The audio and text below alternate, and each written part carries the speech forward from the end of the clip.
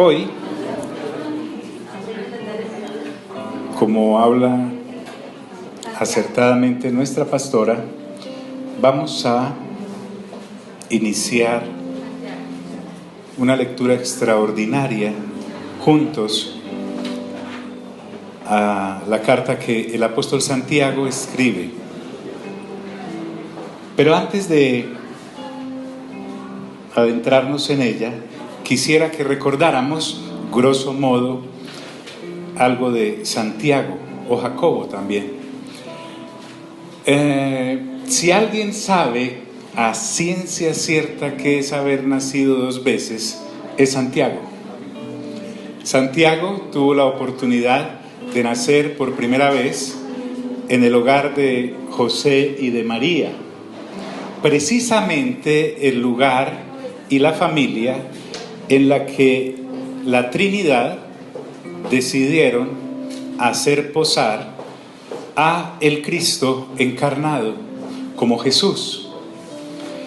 Entonces, recuerden que cuando uno nace solo del papá y de la mamá, nace con una situación llamada pecado, nace uno bajo pecado, porque todos los linajes de la humanidad, a partir de Adán y Eva, nacieron caídos debido a la desobediencia que ellos tuvieron en el jardín.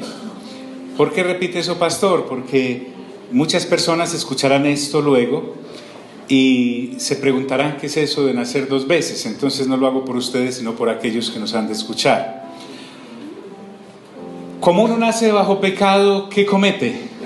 Pecados. Fíjese pues, estamos en el hogar de hogares. Y el solo hecho de haber nacido allí no libró a Santiago de haber nacido, ni a sus hermanos. Los otros se llamaban Simón, Judas, Jacobo, y mínimo tenían dos hermanas. Además, el Señor Jesús tenía cuñados y cuñadas. Era con todos los requisitos de una familia el asunto. Y como uno nace bajo pecado, ¿qué es lo que comete? Pecados. Cualquiera de las obras de la carne que narra la Biblia en Gálatas, que narra en Primera de Corintios, que narra en Primera de Timoteo, que narra en alguno de los evangelios por boca del mismo Señor Jesús, que narra en la primera carta del apóstol Pedro. Entonces solo trate de imaginarse esto. Santiago llega a una familia en donde ya hay un hermano mayor, y en toda su comarca y alrededores se cuenta la historia del nacimiento de ese hermano mayor. Resulta que no es hijo de José, porque en la casa saben la historia esa extraña en la cual se rumora por casi que todo Israel, que ella quedó embarazada ¿de quién? ¿De quién? Del Espíritu Santo. Nunca en la historia nadie había sido embarazado por el Espíritu Santo. Toda la gente había sido concebida de una manera normal. También es extraño que María, siendo virgen pero embarazada, se fue a visitar a su parienta Elizabeth o Isabel, según la versión que ustedes lean, y estuvo allí cuando María llegó a donde Elizabeth o Isabel. Ella ya tenía 6 meses de embarazo, también de una situación bien interesante. Un ángel le había anunciado a Zacarías, el esposo de Elizabeth, que ella iba a quedar en embarazo, pero sí por la metodología normal. Zacarías no creyó, entonces el ángel le dice: quedarás mudo y no hablarás hasta que nazca el muchacho y lo llamarás Juan. Entonces, cuando ella da a luz, Elizabeth o Isabel, María regresa a casa y ya tiene 3 meses de embarazo. Entonces se encuentra con José pues bastante sorprendido. Ella no le había podido mandar ninguna selfie, pero llegó diciendo que había quedado en embarazo del Espíritu Santo. José, un hombre prudente como cualquiera de ustedes, mis hermanos, ejemplares ustedes, él dice, qué cosa tan dura. Y estando preocupado por la situación, dice la Biblia que se quedó dormido. ¿Quién no se preocupa, cierto? Y un ángel le habla en sueños y le dice, Josecito, tranquilo, no tema en recibirla, que eso es lo que dijo el profeta Isaías que iba a ocurrir, y entre todas las vírgenes que hay, escogió esa la Trinidad, así que adelante. Y él lo aceptó, pero quedó esa duda. Años después, muchos, ya cuando el Señor Jesús está ejerciendo su ministerio, en una discusión que tiene con los escribas y fariseos, por variar, con los escribas y fariseos solo se discute, estudian mucho, pero no han nacido de nuevo. Entonces estaban tan exaltados los ánimos que le dijeron, nosotros no somos hijos de fornicación, dando a entender que aquel rumor de hace unos años era que María había engañado a José, que era el carpintero, tal vez con el panadero, con el carnicero, no con el cartero, no sé. En todo caso, ahí estaba la situación. Usted va a encontrar en el Evangelio de Juan que el Señor Jesús se da a conocer por sus hechos la primera vez haciendo el cambio de agua a vino en una boda. En esa boda estaban invitados los discípulos de Jesús y además los hermanos. En Juan capítulo 7 va a encontrar que, siendo próximas las fiestas en Jerusalén, los hermanos le dicen al Señor Jesús, vaya a la fiesta, para que lo conozcan, para que no siga haciendo esas cosas en secreto que hace, vaya. Y anota el evangelista Juan, en el versículo 5, que ni aún sus hermanos creían en él, ni aún sus hermanos creían en él. Es más obvio también cuando en una situación difícil, estando el Señor Jesús en la cruz del Calvario, ahí está María, su madre, y él tratando de dejar a alguien el cuidado de su mamá, empezó a buscar a sus hermanos, no vio a ninguno, le tocó llamar a Juan, que era uno de los discípulos, le dijo, hijo, a tu madre, madre, ahí a tu hijo, porque ni sus hermanos creían en él. En cierta ocasión el Señor Jesús estaba en una reunión hablando del reino y de la justicia de él, y vinieron uno de sus discípulos y dice, mira, ahí afuera están su madre y sus hermanos, dice que salgan porque hay un problema ahí con la entrega de un nochero en la carpintería y solo usted sabe dónde está, ¿cierto? Entonces el Señor Jesús para en seco y les dice, díganle que mi madre y mis hermanos son estos que escuchan la palabra de mi Padre y la obedecen. Lo que está diciendo es, mi verdadera familia son estos que han nacido de nuevo y creen en mí, y por lo tanto creen en el Padre y creen en la obra que el Espíritu Santo viene a hacer al convencerlos de pecado, de justicia y de juicio. En otras palabras, díganle a mi mamá y a mis hermanos que sí, biológicamente indudable, somos un accidente biológico. En la sangre somos eso, pero en el espíritu estos son. Entonces, si alguien sabe de esa situación, de haber nacido, quiero también que se imagine por qué el Espíritu Santo permite que alguien tan cercano de la familia terrenal del Señor Jesús escriba una carta. Y la escriba entendiendo desde luego que Santiago, al igual que sus otros hermanos, están en el aposento alto en Hechos 1:14, esperando la promesa que el Señor Jesús les dijo que esperaran del Espíritu Santo, y por lo tanto creyeron. A partir de ahí, de su segundo nacimiento, nació de nuevo. Diga conmigo, nació de nuevo. Que ese es el segundo nacimiento. Cuando uno nace del Espíritu, el Señor Jesús le dice a Nicodemo, te es necesario nacer de nuevo. Nicodemo le dice, ¿cómo es eso? Y el Señor le explica que hay que nacer del Espíritu Santo, con mayúscula, y del agua, que ya llegamos nosotros a la deducción, que es la palabra de Dios la que nos limpia. Este hombre llega a representar en el organismo del cuerpo de Cristo una autoridad apostólica. En Hechos capítulo 12, Herodes, pues cualquiera de los dos casi que iguales, manda a asesinar a Jacobo, el hermano de Juan el Evangelista.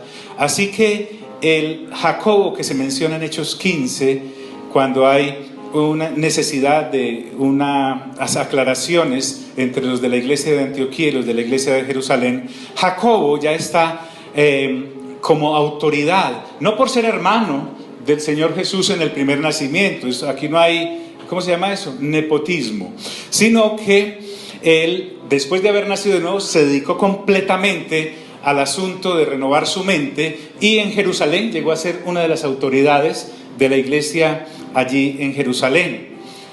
En Gálatas capítulo 1, el apóstol Pablo nos recuerda que luego de su conversión y después de tener que aclarar unas cosas, fue a Jerusalén y estrechó la mano de los apóstoles que representaban algo. Entonces, el que ahora escribe la carta nada tiene que ver en su conducta actual al escribir la carta con aquel que había creído en Cristo Jesús, ya no como su hermano de sangre, sino como su Dios y como su Señor. Entonces, en la carta vamos a mirar un hombre consciente de lo que es haber navegado a profundidad en el primer nacimiento y porque una cosa es que tú y yo, sin haber nacido de nuevo, nos hablemos mal el uno del otro, nos ofendamos, nos critiquemos, pero siéntalo ahí. ¿Cómo será uno saber que todas las cosas que le hizo el Señor Jesús siendo el Señor Jesús, y ahora saber que sí es Dios y le ha sido revelado? Yo no me alcanzo a imaginar la pena de este amigo, pero se lo preguntaremos cuando esté mañana en Nueva Jerusalén. Santi, vení, contame, qué pena, ¿cierto? Me da esta pena ajena. Entonces, bueno, aquí en Santiago vamos a encontrar cosas como estas. Es una carta abierta, es una carta que, como todo buen pastor, porque Santiago también pastoreaba gente, procuraba la buena marcha espiritual de las iglesias sobre las cuales tenía influencia. Es una carta que está dirigida a los judíos ya cristianos que han aceptado a Jesucristo como su único y suficiente Salvador. No es una carta de doctrina. Aquí la gente no tiene ninguna duda sobre la resurrección, o si el Cristo sí es Cristo, o si Jesús sí es Dios. No, para ellos todo está claro. Algunos dicen que Santiago viene a ser como el Amós del Nuevo Testamento. Si usted lee una cartica que hay por allá de los profetas menores, uno de ellos se llama Amós, es una especie de carta protesta contra los hipócritas. Hipócritas, mira, dígale fuerte, ¿cierto? Hipócritas, teniendo en cuenta que es aquel que dice que es cristiano, pero su comportamiento no es consecuente con el Dios en el cual dice haber creído, y tal vez habiendo nacido de nuevo está como aquellos hermanos de Corinto, difíciles de olvidar los hermanos de Corinto, que son cristianos pero siguen caminando en las obras de la carne. Ellos sí han nacido de nuevo, pero realmente no los diferencia mucho en su comportamiento el actuar de un impío. Entonces este es el Santiago con el que nos vamos a encontrar, una persona ya nacida de nuevo. Ya aquí se refiere al Señor de una manera supremamente respetuosa. Observen cómo comienza la carta. Él entra con mucho tacto en el asunto y se presenta, dice: Santiago, hermano del Señor Jesús, la llavería de Jesús. ¿Cierto que no? No. ¿Qué dice? Siervo. Cuando no creía en él, vaya a ver para que lo conozcan. Sí, usted que anda ahí con todos esos locos, en vez de estar trabajando aquí con nosotros, ha visto que cuando la parte de la familia suya no ha nacido de nuevo como usted y lo ve bien dedicadito, escudriñando la palabra de Dios, reuniéndose con otros para hablar de Dios, yendo a compartir de Dios, le dice: usted es que no hace nada. Algo así debe haber sido como la expresión de Santiago, pero aquí ya que ha nacido de nuevo, dice: siervo de Dios. ¿Y de quién? Y miren, el Señor. Aquí no es Señor como usted y yo lo entendemos usualmente por acá cuando salgamos y nos encontramos ahí con el Señor vigilante. No, aquí está reconociendo que es siervo de Dios Padre, porque él como judío, Santiago era judío, está diciéndonos acá: reconozco que soy siervo del Dios que nos habla en el Antiguo Testamento el de nuestro libro sagrado, el de la Torá, pero también reconozco que Jesucristo es Dios en el Nuevo Testamento y ambos van de la mano, y todo esto me lo ha revelado el Espíritu Santo. Entonces, cuando Santiago nos habla, quiero que nos sintamos completamente identificados con Él, habiendo metido las patas hasta el fondo, habiendo hecho el oso muchas veces, ahora por fin se enrutó al nacer de nuevo, ha renovado su entendimiento y nos dice que ese que vivió con Él por lo menos 33 años en su casa, con el que se levantó todos los días a comer, fueron a la misma guardería, fueron al mismo, todo lo hicieron, jugaron a las rueditas, a las bolitas, etcétera. Al nacer de nuevo ha descubierto que es Dios y ha sido descubierto por Dios, y en su misericordia el Señor Jesús le permite ser un líder en la congregación de Jerusalén y ser además apóstol, y le da el privilegio de escribir una de las cartas. ¿Me estoy haciendo entender, amigos? Santiago, siervo de Dios y del Señor Jesucristo, reconozco que Jesús es Dios, completamente Dios. Y cuando habla acá de siervo, significa adorador. Santiago, adorador de Dios y del Señor Jesucristo. Está hablando de la adoración que reconoce la deidad en toda la extensión de la palabra y puede postrarse en adoración. Un judío jamás se postraría ante alguien que no fuera Dios, y aquí lo reconoce como Dios. En esta carta entonces, él es el autor, la persona usada por el Espíritu Santo para escribirla, y tiene unos destinatarios. ¿Están aquí, mis amigos? Recuérdame qué es lo que venimos a hacer aquí. ¿Renovar qué? El entendimiento, a cambiar esto. A las 12 tribus que están en la dispersión, salud. Se está dirigiendo entonces a los judíos cristianos, pero no se vaya a equivocar. Aquí también se está refiriendo y dirigiendo a los gentiles cristianos. Esta carta sí es para ambos, no como estamos viendo los martes en Hebreos, que era una carta escrita para los hebreos explicándoles el asunto. Otra cosita. Si usted es juicioso y juiciosa en su casa, no importa la edad, se va a leer el Sermón del Monte, Mateo capítulo 5, 6 y 7, varias veces. Y en cierta forma Santiago es como una ampliación de lo que el Señor Jesús en el Sermón del Monte dice. Es supremamente práctica. Entonces le habla a estas 12 tribus que están en la dispersión y los saluda. Este saludo acá es regocijo. Buen futuro, que les vaya bien. Entonces, Santiago, su nombre también significa muchas cosas. Jacobo y Santiago, su significado es el que arrebata bendiciones, pero también es el suplantador, algo parecido a lo de Jacob en el Antiguo Testamento, que expresa también lo que su nombre dice. Tenga mucho cuidado cómo le pone el nombre a sus hijitos. No vaya a pasar por la Biblia y diga, Herodes me gusta, ¿ve? ¿Sí? Leviatán me llama la atención.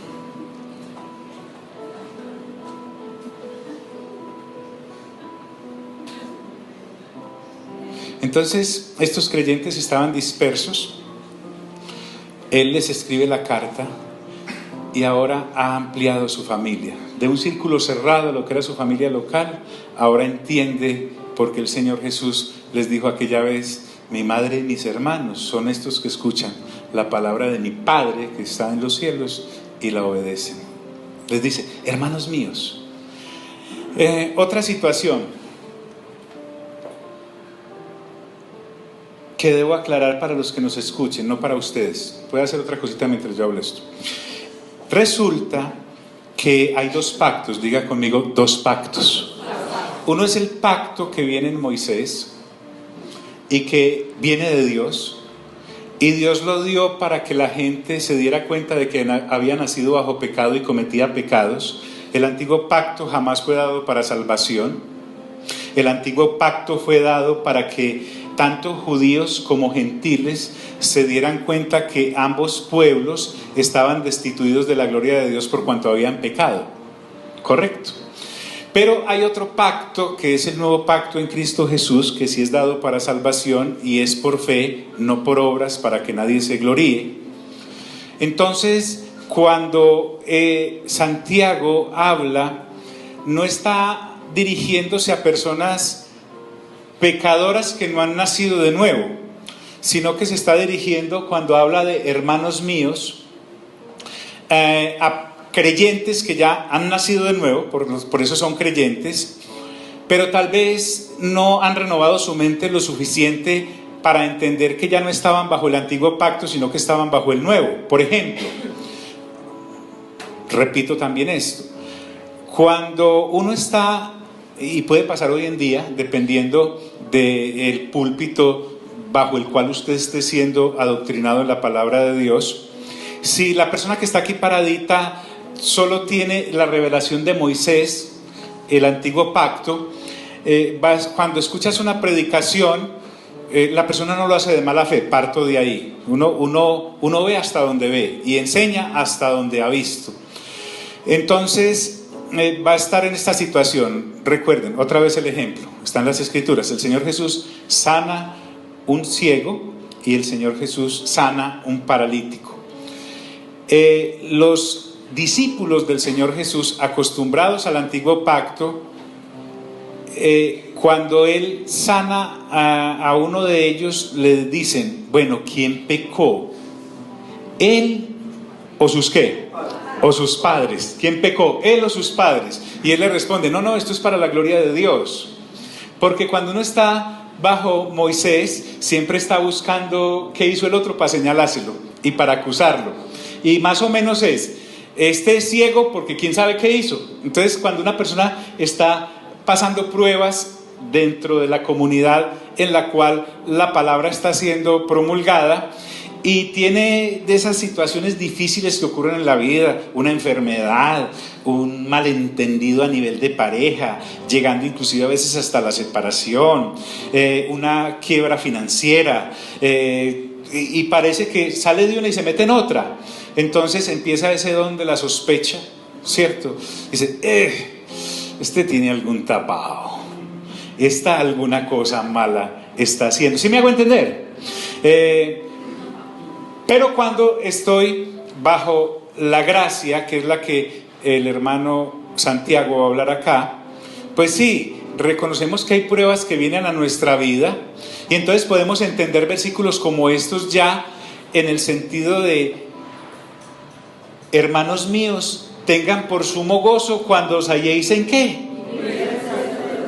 Primero, es para gente ya nacida de nuevo. Por lo tanto, si ya naciste de nuevo, eres una nueva ¿qué? Criatura. Las cosas viejas pasaron, he aquí todas son hechas nuevas. Cuando yo creo en Cristo Jesús, me identifico con su muerte en la cruz, soy sepultado juntamente con Él y resucito juntamente con Él. Así que el que resucita es una nueva criatura. Ya en Cristo Jesús todo lo malo que hayas hecho ya se pagó, porque para eso fue su sacrificio perfecto. Y al identificarte tú con Él, ya no tienes que andar buscando iniquidades, raíces de no sé qué, karmas, ¿sí o no? Hacer regresiones sanidad interior, en donde te dicen, bueno, vea, empieces a imaginar cuando usted era chiquito y ahí en el vientre de su madre, inclusive lo llevan hasta cuando era culebra, ¿cierto? Y de ahí empiezan como a sanarle todos esos recuerdos. Eso ya pasó, diga conmigo, ya pasó. Usted ya es una nueva criatura.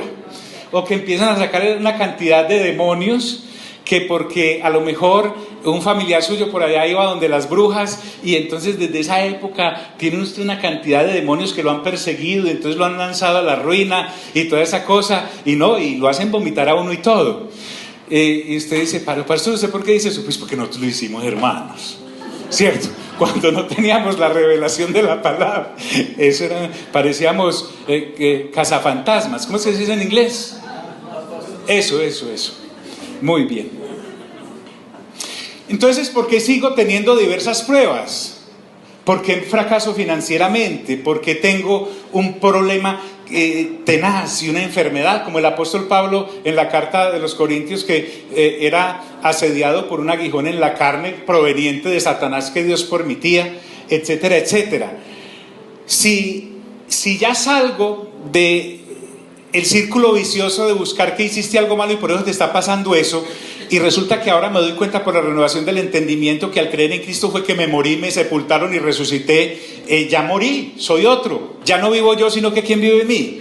Cristo, correcto, Cristo, correcto. ¿Por qué me siguen pasando esas cosas? Santiago, cuando dice, hermanos míos, tengan por sumo gozo cuando se hallen en diversas pruebas, refiriéndose a gentiles y judíos cristianos ya, y cuando les dice que tengan ni siquiera gozo, les dice ¿qué? Sumo gozo, es decir, una plenitud impresionante, un éxtasis cuando estén en el asunto de las pruebas, refiriéndose a pruebas externas, cosas que me afligen desde el exterior, o a tentaciones internas que me quieren obligar o a hacerme creer que todavía soy esclavo de la carne y entonces no tengo escapatoria de ellas. Cuando dice sumo gozo, no está refiriéndose a que tenga sumo gozo por la prueba en sí.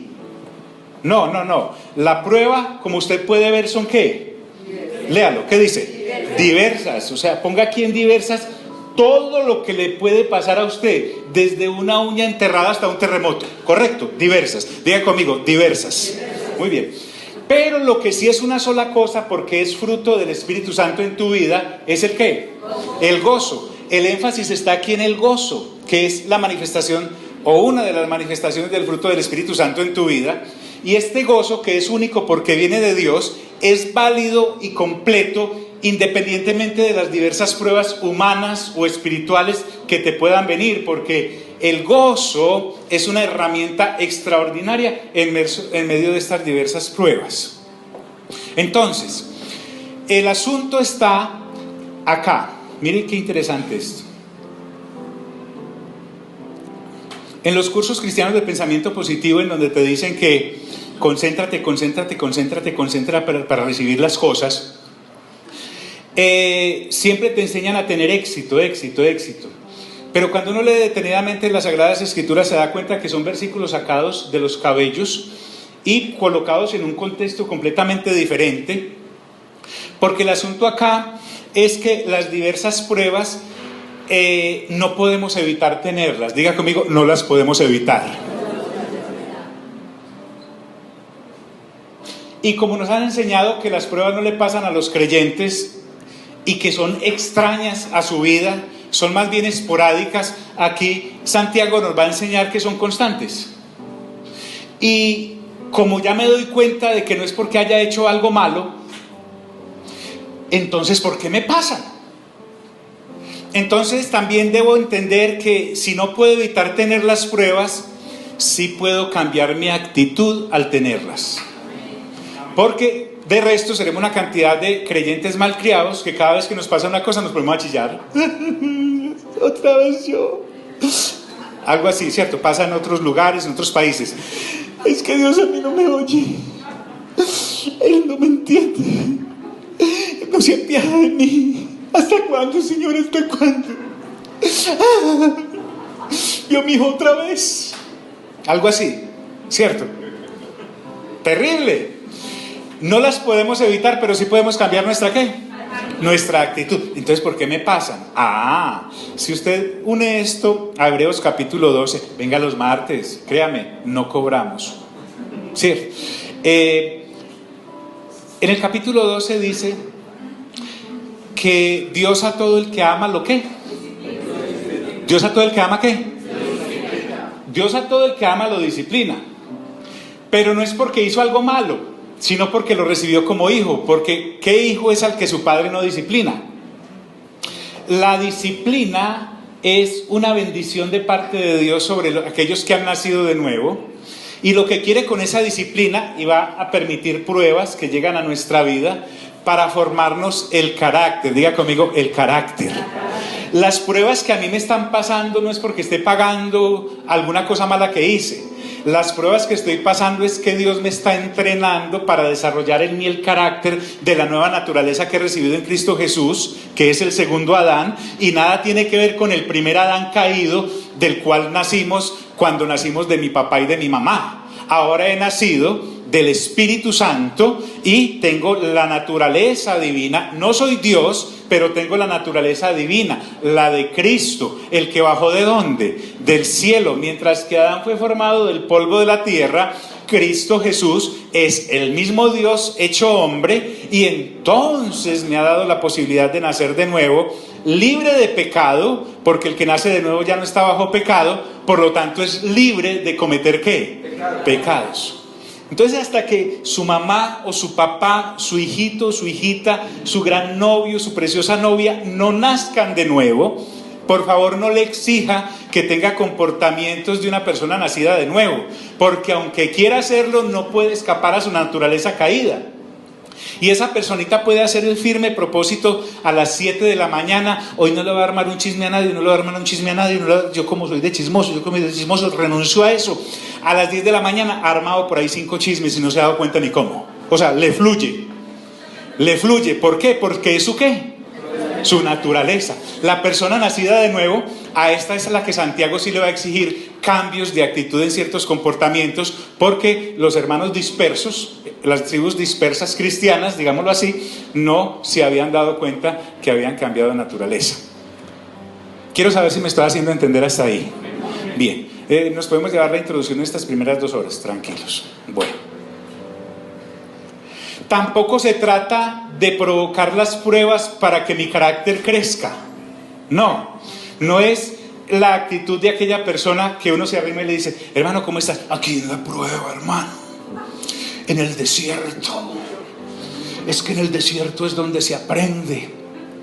Es algo tremendo, el maná y las codornices fluyen, pero yo quisiera salir de este desierto, pero deben ser 40 años, y se creen como aquellos que castigados en el desierto de ¿dónde era que estaban castigados? Allá en Números 13 y 14, y siempre que ustedes lo encuentran en el 2 meses de convertido, en una prueba, hermano, pero es que yo llegué al Señor en esta prueba, 2 años en la prueba, hermano, 20 años en la prueba, y le hacen todo un culto a la prueba impresionante, que parecen como esos de los locos Adams con una nube y rayos aquí.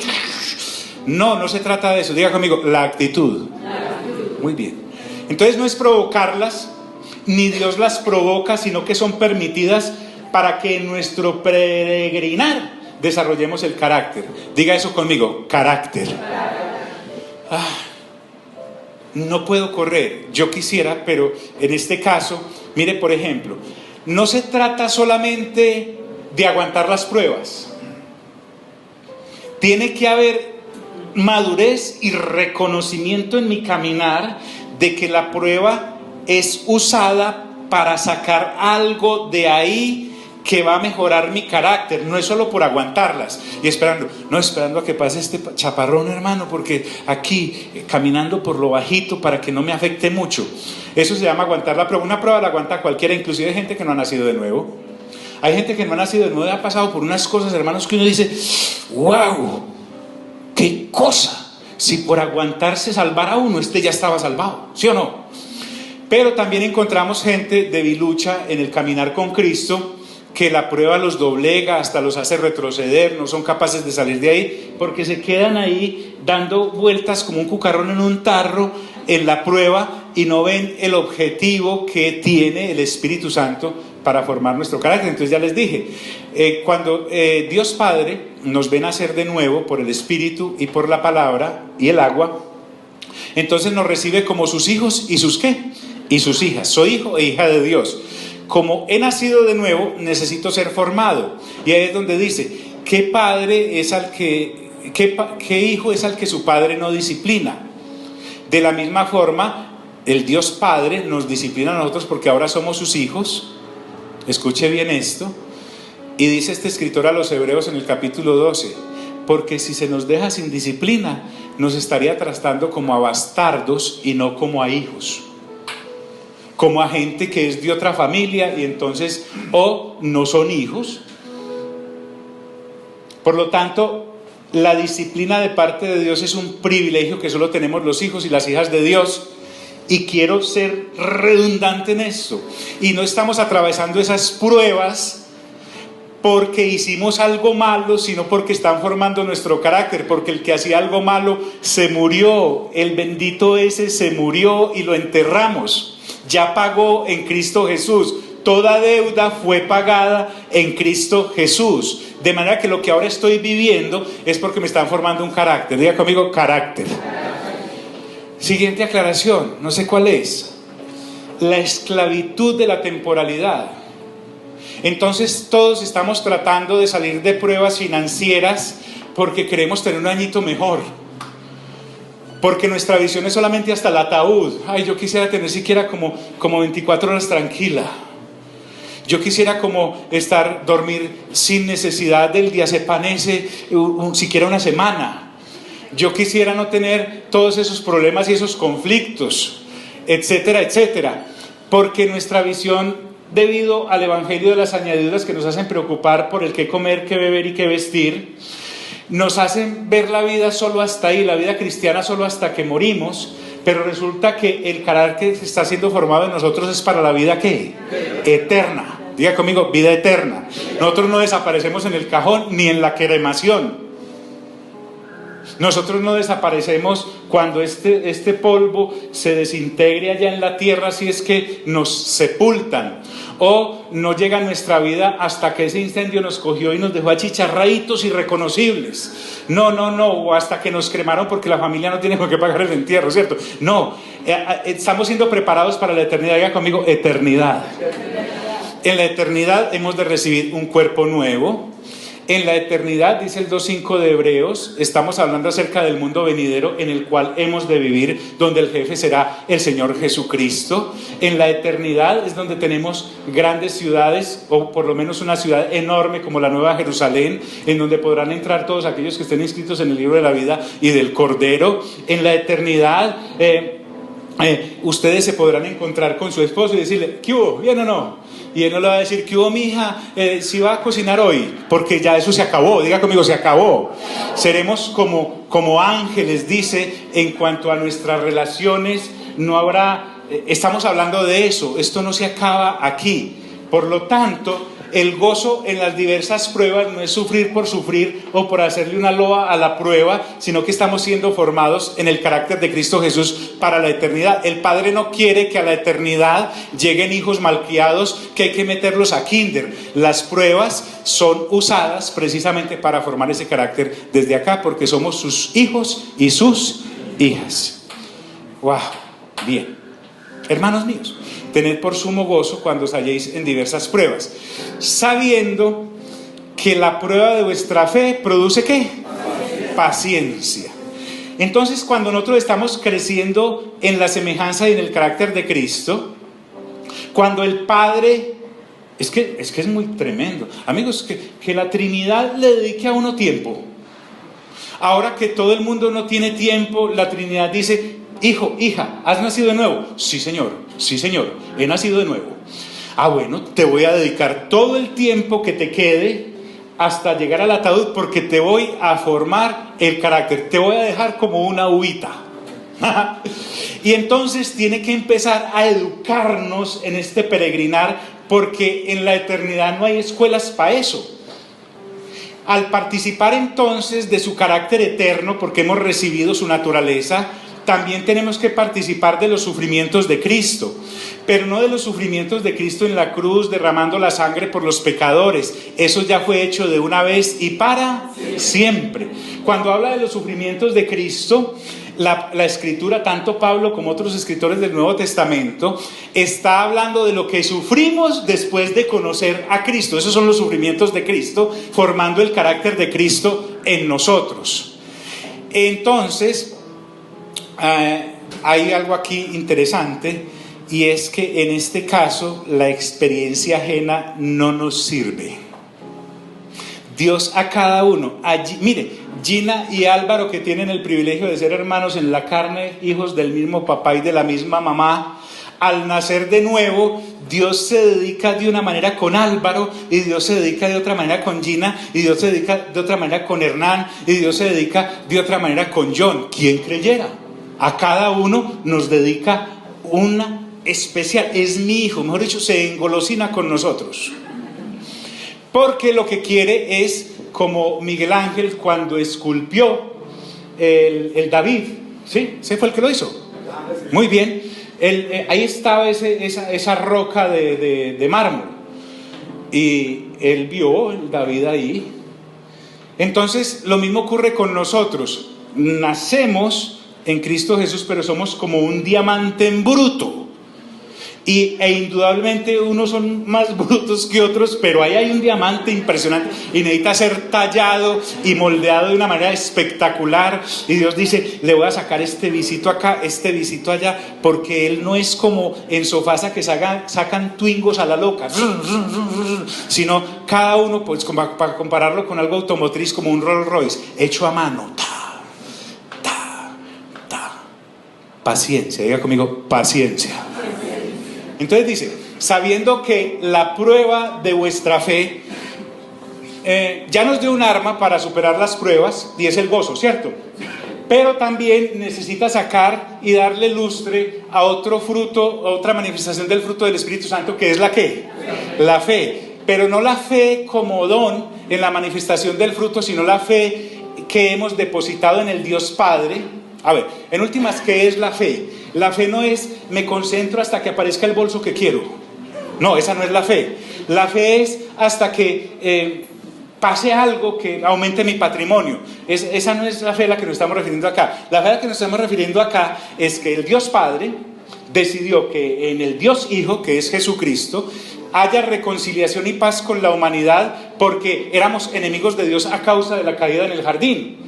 Y entonces esa fe, al yo creer en eso, que solo en Jesucristo hay reconciliación con el Padre, esa es la fe que necesita ser probada, a ver si estamos creyendo en eso para la eternidad. Y no Dios, porque Dios sabe hasta dónde aguantamos. Lo que necesitamos aprender nosotros es hasta dónde aguantamos cada uno de nosotros. Por eso a mí la experiencia tuya no me sirve, a ti no te sirve la experiencia mía. Yo sí te puedo decir, ánimo que salís cuando ya he salido, pero el que tiene que salir es usted, ¿o no?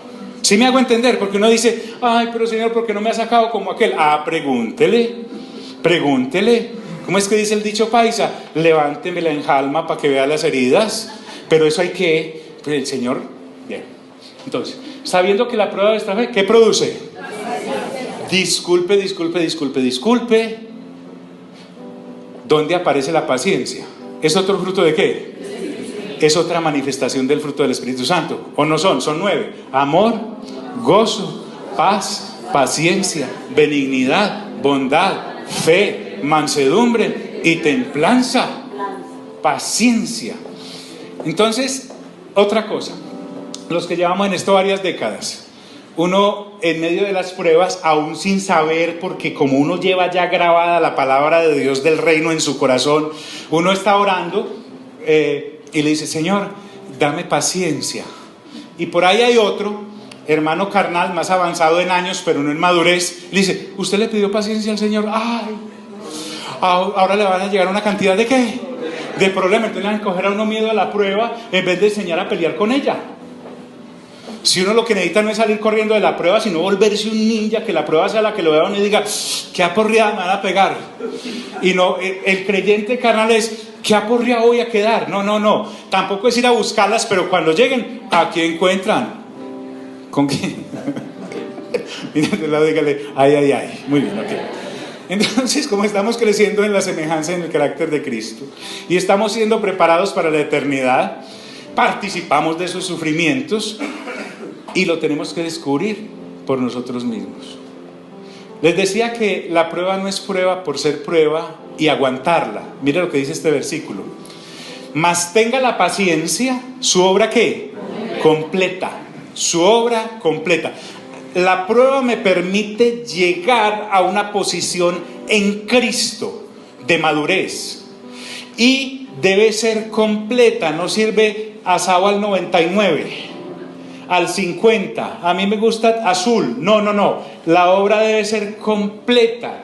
Los sacrificios, cuando se colocaban en el altar, el sacerdote los quemaba del todo. Es que uno al tabernáculo, permítame esta comparación, no llegaba a ser un asado, llegaba a ser una quemada. Y resulta que la obra completa de Dios es hacer desaparecer todos esos rezagos de la antigua naturaleza, que a propósito ya no tenemos, pero creemos que tenemos, porque la antigua naturaleza es como el hollín en las ollas. Sí, ¿saben qué es en este estrato se sabe que es una olla o no? ¿Cierto? Bueno, una olla es una cosa donde cocinan cosas, y a veces, usted cuando ¿alguna vez hizo paseo de río? No, paseo de olla, no, un río. ¿El asunto cuál es? Que se empieza a quemar la olla y eso le pega un tizne y vaya, saque pues eso. ¿Sí o no? Parece que hubiera venido con la olla, inclusive uno rompe la olla a veces. Entonces, la obra completa es sacarnos de esta antigua naturaleza por completo y meternos en la nueva naturaleza de Cristo. Mas tenga la paciencia, su obra completa. ¿Y cuál es la obra completa? Mire lo que dice: para que seáis, ¿qué? Perfectos y cabales. Les dije que era una ampliación del Sermón del Monte. En Mateo 5:48 el Señor Jesús llega y dice: y sed vosotros perfectos como vuestro Padre que está en el cielo es ¿qué? Perfecto. Mire pues el negocio ahí: sed vosotros los nacidos de nuevo perfectos como es perfecto vuestro Padre que está en el cielo. El asunto del carácter de José y de María, muy lindos ellos, sufrieron mucho para darle estudios, se privaron de muchos viajes para darle comida y para darle ropa, pero lindos ellos. Ahora ustedes están en manos del Padre Celestial y ese no les va a pasar nada por alto. Le saca ese tizne porque se lo saca. Ay, ay, ay. Para que seáis perfectos. ¿Y qué dice? Cabales, que no les falte nada. Perfectos es el carácter de Cristo, y cabales, que no le falte nada. El Señor Jesús lo decía, me parece que como uno no entendía. ¿Sí o no? Que por uno andaba buscando en el versículo la salida y no en el texto completo. Llegaba uno a Filipenses: todo lo puedo en Cristo que me fortalece, y seré prosperado conforme a las riquezas en gloria en Cristo Jesús. Y el ángel del Señor acampa alrededor de aquellos que y los protege. ¿Sí o no? Y a veces uno desprosperado, y ese versículo ahí, claro, si lo está sacando de contexto, y los ángeles del Señor descuidados, no queda ninguno acampando alrededor de uno y todas esas cosas encima. ¿No le ha pasado que usted dice, pero ¿y dónde están? Entonces, para que seáis perfectos, ¿y qué? Y cabales.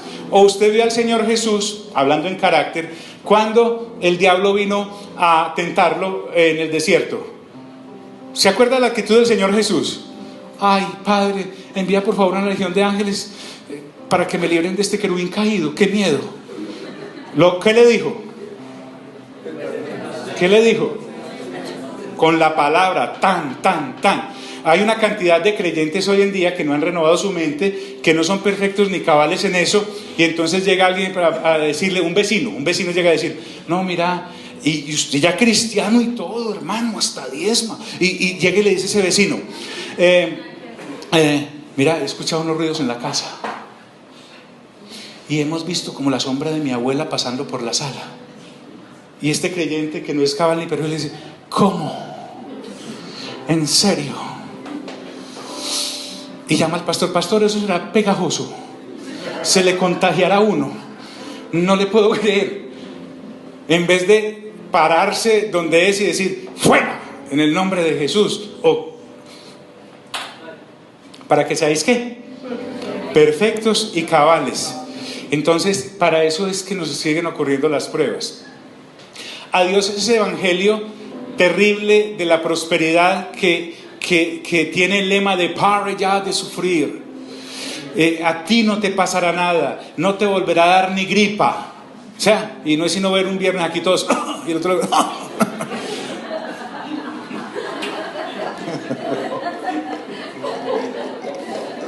o pasando una por una necesidad financiera y esos carros por aquí, estas subidas que eso siempre la aguja ahí en amarillo, ¿cierto? En el botón.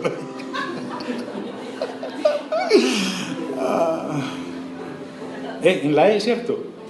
Es en mayúscula, es la del Espíritu Santo. Dios lo mantiene ahí dependiendo de... Pero no quieren la F. Para que seáis que perfectos y cabales, y cabales. Entonces, y reafirma. Recuerden, está hablando Santiago, el que cometió los mismos errores que nosotros, peores, y sobre todo con el Señor Jesús ahí, ¿cierto? Yo me imagino Santiago ahí en los almuerzos, ya grandecitos, bravos, diciendo, pero Jesús no se parece en nada a nosotros. Esos ojos son como de otro papá. Más lo que puede alcanzar uno a decir en medio de su carnalidad. Para después haberse tenido que tragar todo eso, impresionante, y tenía toda la razón, ni era de José y sí tenía ojos distintos, correcto. Y como el Señor Jesús no necesitó nacer de nuevo, sino que Él nació bien de una vez, además se comporta. ¿Cómo será que el Señor Jesús dice? Porque se lo saca en cara en varios evangelios, les dice, es que no hay ningún profeta sin honra, sino en su propio pueblo y en su ¿qué? Y en su familia. Y en su familia, porque es que estuvieron a punto de sacarle la chispa, para que seáis perfectos y cabales. Y mira lo que dice, sin que os falte ¿qué? Cosa alguna. Entonces imagínense la palabra completos. En otras palabras, quiero decírselo en paisa, ¿verdad? Dios comienza con uno, sigue con uno y acaba con uno, porque tiene que acabar con uno. Y no es una oda al sufrimiento y que entre más suframos, no, sino ¿qué es lo que estamos logrando? Carácter, diga conmigo, carácter. Si uno trata de sacarle carácter a los hijos, habiendo nacido solo aquí a nivel de amor de pareja, y nació esa criaturita tan linda y tan hermosa, y uno quiere, acuérdese como uno, el papá, siempre uno como papá, yo cuando tenía su edad ya lavaba carros, ¿sí o no? El pelado no sabe ni que es un estropado en la actualidad, y te montas vos en esa chispa que porque no hace nada el pelado. Estás tratando de formar tu carácter en él. El mismo Hebreos dice, nuestros padres nos corregían según sus propios el instrumental que tenían, ¿cierto? Y con muchas equivocaciones. ¿O no llegó a ustedes, que tienen bastantes hermanos, algunos, que un hermano rompía el jarrón y le pegaban a usted porque creían que usted tenía cara de haber quebrado el jarrón? ¿Sí o no? Por sospecha. Muy bien. Sin que os falte cosa ¿qué? Alguna. Yo no sé si dejar ahí. Pero a ver, tratemos de avanzar un poquito más. Santiago es como de esas pinturas que tienen varias cositas y varias al mismo tiempo, un collage, ¿así se llama? Sí, mejor una pizza de todo, una combinada. Él viene hablando de un tema y de pronto salta al otro y al otro, así como el Señor Jesús en Mateo. En eso sí tienen muchas cosas en común, ¿cierto? Otra de las cosas que uno debe tener en medio de la prueba es esta cosa. Dígala. Sabiduría.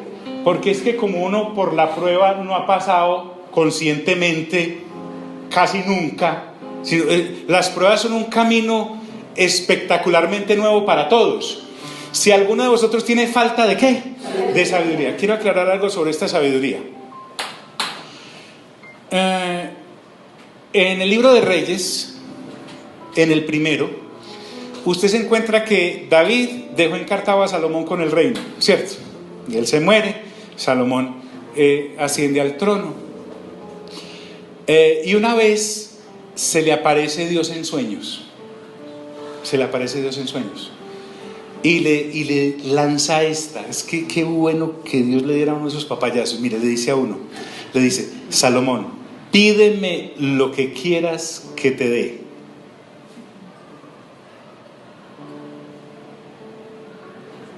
Doc, ¿vos qué haces? Donde el Señor se te aparezca en sueños y te diga, Carlos, Charles, como te dice él en confianza, pídeme lo que quieras que te dé. Salomón, en un chepazo, porque no me diga pues que fue así, le dice, no Señor, yo quiero que me dé sabiduría, porque yo soy muy joven, tenía como 40 años, y no sé sacar este pueblo tan grande que usted me ha dado. El Señor Jesús queda sorprendido. Yo creo que él mismo dijo, pues, rayos, no me esperaba eso. Entonces tuve que volver a acomodar y le digo, bueno, vea, le voy a dar la plata que no me pidió, porque no me la pidió, porque por lo general eso es lo que le pide uno al Señor, ¿cierto? Le voy a dar paz con sus enemigos para que no me lo molesten mientras usted viva. Y le voy a dar larga vida si me obedecen unas cositas, y le voy a dar la sabiduría que usted me está pidiendo. Téngala. Esa sabiduría que Dios le da a Salomón ahí era una sabiduría para las cosas normales de la vida normal del primer nacimiento. Usted puede notar que Salomón, por ejemplo, dice por allá que escribió 105 canciones, escribió más de 3.000 proverbios. Salomón sabía disertar acerca de la botánica. Él salía con la gente y veía una rama que trepaba por el muro y decía, esa rama se llama tal cosa, Trepadoractylus, correcto, y hablaba de eso. También sabía mucho de negocios, era un gran comerciante, él comerciaba con caballos. ¿Cómo sería de sabio Salomón, que era capaz de tumbar a los egipcios vendiéndoles caballos? Él se monopolizó tal el comercio de caballos que hasta los egipcios, que eran los amos casi que antes de él, de todo, venían a comprarle a él. Contrató con Irán un constructor en madera, un gran carpintero. Es el primero que tumba a un carpintero, entre otras cosas. Dice que contrató con él la construcción del templo y su casa de campo. Y cuando le fue a pagar a Irán, le pagó con 10 ciudades que, mejor dicho, eso era un despeñadero. Tanto que Irán se sintió como tumbado y tuvieron que arreglar ahí las cosas. Salomón tuvo sabiduría para ejercer un ministerio impresionante. 300 esposas y 700 concubinas. Un mártir, el tipo era un mártir. Y sacó toda esa gente adelante, además de mantener las 12 tribus unidas, nombró gobernadores. Los sabios venían a hablar con él y salían súper inteligentes todavía más. Una reina vino de por allá trayéndole una cantidad de presentes y de sedas, y salió cargada con el doble. Pero en cierta ocasión, el Señor Jesús, sin tanto caballo, el Señor Jesús sabio, soltero, el Señor Jesús completamente joven, está hablando con la gente que lo está escuchando y les dice, vea, generación, la reina del sur vino a escuchar la sabiduría de Salomón desde lo más lejos de la tierra. Y el Señor Jesús sabía que estaba hablando porque Él fue el que le dio la sabiduría a Salomón, para hacer puentes, para construir edificios, todas esas cosas. Pero les dijo esto, he aquí más que Salomón en este lugar. La sabiduría a la que se está refiriendo acá, versículo mal usado también, ¿cierto? Usted va donde su pastor y le dice, pastor, tengo un problema, mano, con mi hijo. Entonces el pastor le dice, pídale sabiduría a Dios. ¿No es dicho que usted escriba libros sobre cómo criar hijos? No se está refiriendo a esa sabiduría. Vea, tengo un negocio que tiene tantas situaciones. No, pídale, no se está refiriendo a esa sabiduría. Si usted quiere esa sabiduría, pues vaya, lea a Salomón. Cuando el Señor Jesús dice, he aquí más que Salomón en este lugar, Santiago está refrendando que es la sabiduría del reino. Diga conmigo, sabiduría del reino. Que es la sabiduría para tener entendimiento y revelación sobre las cosas del reino de Dios y su justicia, para hacerle frente a los diarios avatares de la vida que vienen a formar tu carácter y tú no salir chillando, sino victorioso en cada una de esas situaciones. Y eso solo te lo puede dar el carácter de Cristo en tu nueva vida. ¿Me estoy haciendo entender, amigos? Entonces dice, y si alguno de vosotros tiene falta de sabiduría, entonces ya me dijo que en esta situación de las pruebas el Señor me da, no que saque gozo, sino que utilice el gozo que ya me dio por haber nacido de nuevo y por haber sido sellado con la presencia de la persona del Espíritu Santo. Que utilice la paciencia que ya me dio y la desarrolle y le saque filo y la ponga como un pedernal para poderle hacer frente a las situaciones de la vida. Y ahora me está pidiendo que saque sabiduría, pero la del reino, para poder afrontar esas situaciones interesantes. Y para eso, entonces necesitamos la sabiduría de Salomón. Para eso le hace Proverbios y libro primero, segundo de Reyes, primero y segundo de Crónicas, que hablan de Salomón, y le hace Eclesiastés. Y si quiere le hace libros apócrifos como Sabiduría, que son un derivado de Proverbios, o como Eclesiástico, que es una ampliación de Eclesiastés, pues si quiere ir a otras fuentes y sacar de ahí. Pero para la sabiduría que viene del cielo y la del reino, usted y yo necesitamos renovar entendimiento con todo lo que hay además en el Nuevo Testamento, y leerlo no solo una vez, sino muchas, porque lo que necesitamos es tener la mente de ¿quién? La mente de Cristo, porque la del Adán caído no sirve para esto. Porque la del Adán caído ve la prueba y dice: ¿qué malo estaré haciendo? Dios me está castigando. ¿Será que maté 10 pastores? Esto que me pasa a mí no le pasa a nadie. Esa es una sabiduría caída que quiere huir de la prueba, mientras que la sabiduría que viene del cielo te enseña a afrontar las situaciones diarias de la vida. Y esa no se consigue en la universidad, ni se consigue en la primaria, ni mucho menos en el bachillerato, porque uno en el bachillerato anda consiguiendo que novia, ¿cierto? Y tampoco se consigue en el intercambio en el exterior, porque uno anda por allá desconociendo. Esa sabiduría no se consigue en cursos en las congregaciones de cómo criar a los hijos, no, que son muchas veces cursos de psicología, ¿sí? De pastores que estudiamos alguna carrerita y entonces empezamos a colgar versículos para impresionar a la gente. Y no, esta sabiduría solo se consigue en un lado. Dice: pídasela ¿a quién? A Dios. A Dios. Y para esto no necesita intelecto ni desarrollo académico, porque entonces ¿qué hacemos con la señora que no tuvo acceso ni siquiera al kinder? Y entonces esa señora, por no tener cultura académica, no va a aprender. No, perdóname. Aquí estamos hablando de que Dios no hace excepción de personas y que la mente que necesita desarrollar es la de Cristo, que no se aprende en la academia. Mire al de lado, dígale: ay. Es el uso correcto de las oportunidades que la misma vida me da para perfeccionarme en una vida santa, es decir, apartada para Dios.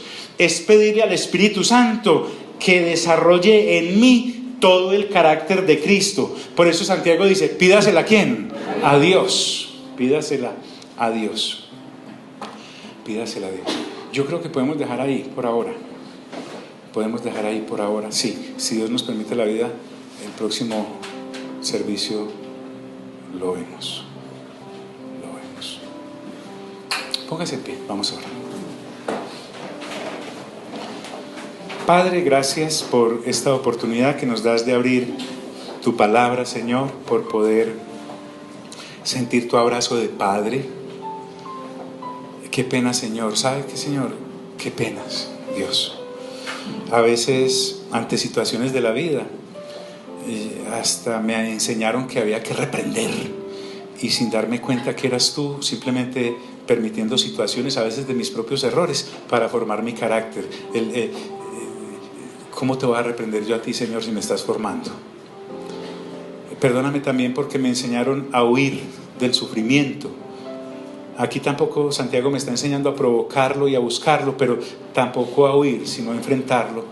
Y durante muchos años, después de creyente, yo he estado huyendo de sufrir en vez de realmente, literal, parar ya al sufrimiento y decirle: aquí estoy, ¿qué es lo que tienes que ver conmigo?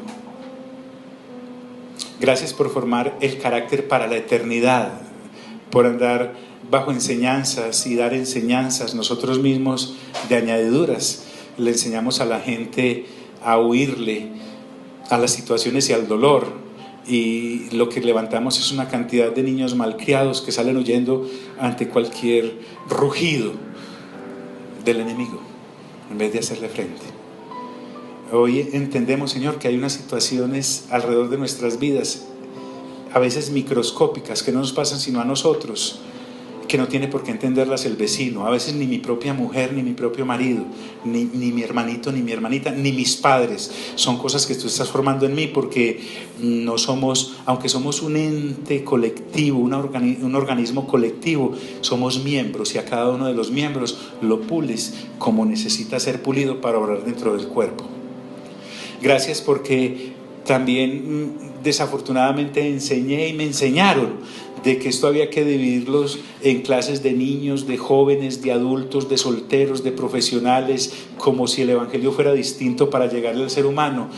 Y jamás había entendido que como todos nacimos bajo pecado, la carne persigue tanto al muchacho de 12 años como al viejito de 120. y por lo tanto la palabra es la misma y el fruto del Espíritu es el mismo para hacerle frente a esas situaciones. Gracias por tu palabra, Señor.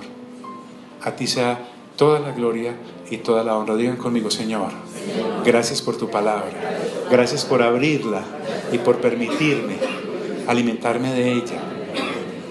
Espíritu Santo, activa en mí el deseo de entender la Trinidad y por qué anhelan mi compañía para la eternidad y por qué me están formando.